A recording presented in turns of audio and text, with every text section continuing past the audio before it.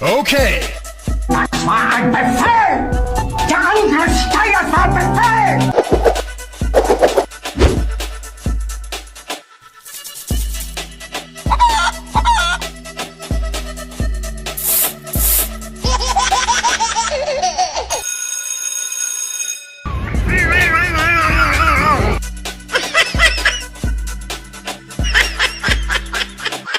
Oh shit.